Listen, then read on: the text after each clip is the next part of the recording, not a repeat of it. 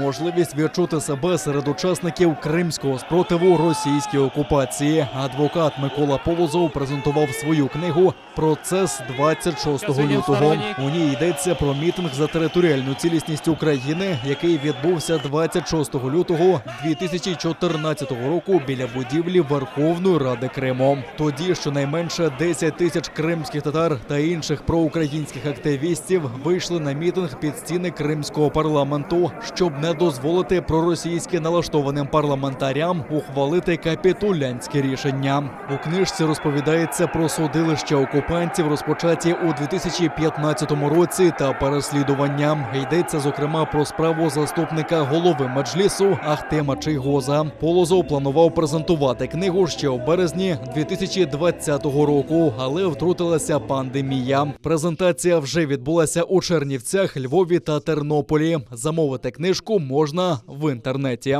Для мене було важливо, щоб моє почуття як людини, яка взагалі нічого не знала про Крим, нічого не знала про кримських татар, щоб я мог свої враження від цього знайомства з народом Криму і, звичайно, з Ахтем Ага, щоб ці враження теж могли почути і інші люди.